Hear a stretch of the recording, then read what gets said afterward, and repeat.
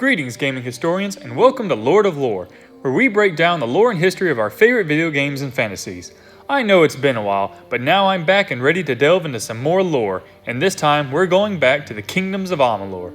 In a poll I made recently, a lot of you wanted to hear about the minor races of Amalur, so all I can say is buckle up and sit back. There's quite a bit to cover.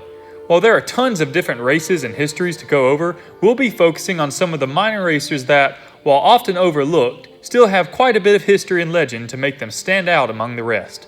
Today, we'll discuss 5 minor races of Amalur: the Masorial, the Hirono, the Varga, the Teargash, and the Kremble. Now, before I begin, I would like to apologize for a little misinformation in my previous video. In my explanation of the Concordance, I explained that the city Eldrith that the Colossi helped to liberate belonged to the Almain, while in fact it belonged to the Losofar. However, the Colossi and the other races did join forces to help the Almain in their time of need, and this will come into play later in the video. You got that? Alright, let's begin. Firstly, let's dive into the Masorial. For those of you who love wine, music, and cute little creatures with lots of bravery, then look no further for the Masorial. These peaceful halflings are known for their famed wines and artistic crafts, yet they are no stranger to acts of strength and heroism. In fact, in the game of Amalur, there are potions and even armor sets named after the Masorial and their crafts. As mentioned in the previous video, after the peaceful years following the Crystal War, the world was suddenly hit by a long series of disasters and crises that drove many kingdoms into chaos and disunity. Much like the races around them, the Masorial lost their homeland and were forced to wander in the wilderness with little guidance or structure. However, everything changed when the Colossi rose in the Age of Enlightenment, intent on bringing their laws and culture to the dying world. Inspired by their heroic feats, the Masorial joined the Colossi to help free the Losofar homeland of Eldrith. In the year 103 AE, the Losofar, in an act of gratitude, formally gifted the Masorial with a new home in the forests and grasslands of Tir-na-Noth, which the Masorial re-established as land as Vino Terra, where they began to master the Venter arts and began a happy, lucrative trade of wine and other commodities. While seemingly peaceful, there was no shortage of brave Masorial warriors, and they would play a significant role in the wars of the Concordance. Next, we'll be talking about the Varga. In most fantasies, dwarves are underground smiths who don't like water or open air.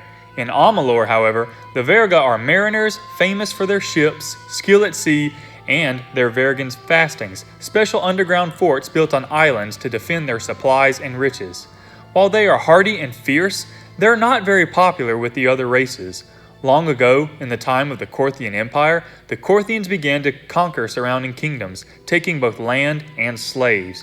The Varga, who were masters of sea trade, were heavily involved with the selling and transportation of these slaves. Even after the Korthians faded and the slave trade ended, the other races scorned the Varga, so now the Varga tend to be a very reserved race that keep to themselves. Next, we'll talk about a much more mysterious race, the Hirono. Not much is known about them in Reckoning or even in the cancelled game Project Copernicus, but there are some notes and images to help give us some insight into their cultures and ways. According to history, the Hirono are a militant group of wild elves trusted with the protection of a Tiru, a powerful member of the Ring of Kyozai, or the world trees that watch over Amalur. While they are not Fae, they share characteristics in their protection of nature. In fact, according to Awold's notes, King Issa, a famed Fae hero, even disguised himself as a Hirono elf when he traveled to Fortinmar to gain followers, and those elves who followed him likely became the wild, nature-protecting elves that they are today. Though militant and likely isolationist, they seem to be on good terms with other races, particularly the Arathi, who they gifted with the Forest of Everglen. Now before we move on, let's theorize a bit. Take a good look at the Hirono. As you can see, they aren't Fae, but their strange anatomy and floral designs definitely resemble Fae influence. While not Fae themselves, I believe their alliance and affinity with the Fae has affected them not only in their culture, but also their appearance, and likely even their own connection with magic. If we ever do see Project Copernicus or something like it in the future, in a time where the Fae have all but faded, it is likely that the Hirono will take up their role in protecting the magic and secrets of nature.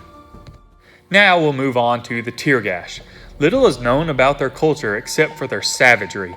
In the land of Fortinmar, where the wild tribes of men wage war with the giants, the land and people of the Teargash are said to be even more brutal. These orcs make their capital Nethengar in the Valley of Scars, a terrible and unforgiving land that few can survive. However, this harshness had strengthened the Teargash, making them resistant, fierce, and strong. One thing we do know about these orcs is that they love to raid and steal other races' relics and treasures. In fact, during the early kingdoms, a political argument in gnomish society ended up revealing the secret location of the ancient gnome auspices monastery.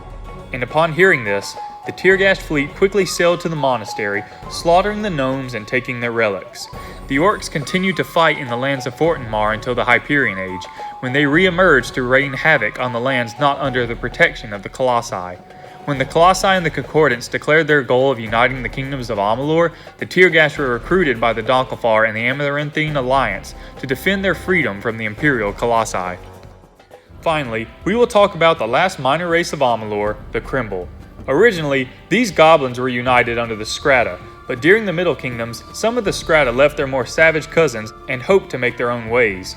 In their pilgrimage, they came upon Marthen Row, a settlement inhabited by gnomes. Eager to spread their ways and education, the gnomes shared their science and literature with the Kremble, and the goblins quickly grew in number and intellect. However, the Strata were less than pleased to find their cousins allied with a foreign power, so they raided Marthen Row and razed it to the ground. While most of these gnomes were killed, many Kremble were able to escape both with their people and the scholarly books and artifacts they had helped develop. Resettling in the swamp known as Thousand Eye Gorge, they founded Martenshire and continued to delve into the fields of science and literature, even with the threat of the Strata constantly looming over them. Of course, there is so much more to be explored. What of the kobolds and their culture? What of the other races of Amalur that we have not seen yet? Hopefully, Fatesworn and any future Amalur projects will help us dive deeper into the world of Amalur, and we can see new races to learn and explore. Leave your thoughts in the comments section below, and remember to drop a like and subscribe so my channel can grow. Feel free to comment what you would like to see next, new videos every week. God bless.